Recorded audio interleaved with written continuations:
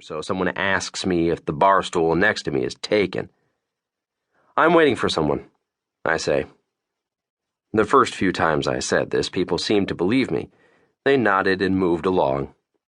However, they've started growing increasingly skeptical. In their defense, I've been saying this for more than an hour. "Here you go, man." It's the bartender. He slides a new drink in front of me. Short of a tail or maybe horns, it's probably the last thing I need. "Maybe she's caught in traffic," he says. "The subway could be messed up too. That happens all the time."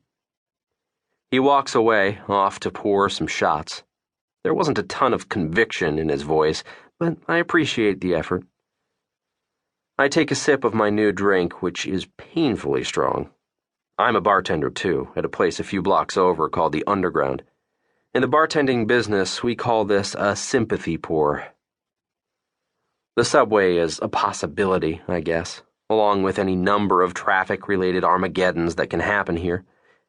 However, what's equally possible is that she arrived, took one look at me sitting here, and bolted.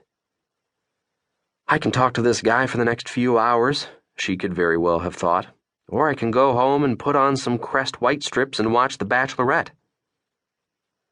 The worst part is, I didn't even want to go on a stupid blind date.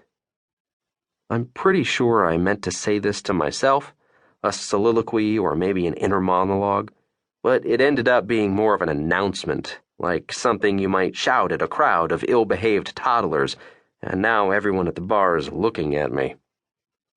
"Sorry," I say, "but it's true." The bartender reappears. "You good, man?" he says. "Everything all right?" I recognize his tone. It's the one bartenders use when someone is on the verge of being stupid. I could point out that I'm not the one who's been pouring me drinks strong enough to send a DeLorean back in time.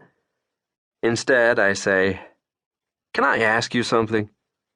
He glances over at some guys holding 20s at the other end of the bar. "Yeah, man," he says. "Shoot." "Objectively speaking, and I want you to be totally honest with me here, okay?" "All righty." "If you were a woman, would you sleep with me?" He laughs, which is borderline hurtful, and then, just like that, my drink is gone, replaced with a cup of coffee. There's a sweaty little creamer beside it and everything. Professionally speaking, it's impressive. I watch the mirror across from me for a while, and in the reflection I see that the place is filled up. People are laughing. Groups are mingling. People are meeting, looking interested and interesting. People are wearing shirts that are way nicer than mine, if I'm being totally honest with myself. I picked this place because it seemed fun, cool, trendy, but not too trendy. I thought maybe she'd like it, which is funny because I have no idea who she is or what she likes. In fact, it dawns on me that I can't even remember her name. "Is this seat taken?" I turn, and it's a guy. He's good-looking. He's wearing a black suit jacket with jeans, which makes it tough not to hate him a little because it's a look I could never pull off. I almost tell him that it is, thank you very much for Christ's sake, but I notice that he's with a girl. She's in a nice dress and she's pretty, and I'm not prepared yet to be the type of person who snaps at innocent, perfectly pleasant-seeming people in bars.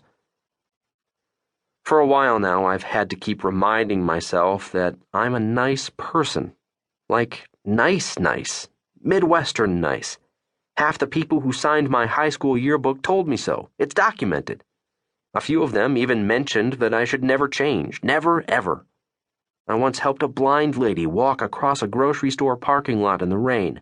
I used to run 5Ks on Saturday mornings to fight cancer and juvenile diabetes and all that horrible shit.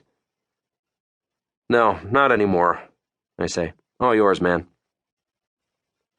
He smiles and thanks me because it's the last seat in the whole place. He tells his date to sit, and when she does, she's right next to me. And I see that she's not his date or even his girlfriend, but his fiancée. Her ring catches the light. A princess cut. Not terribly big, but just right for her small hand. Cut, color, clarity, carat. The 4 C's of engagement ring shopping. For some reason, that all stuck with me.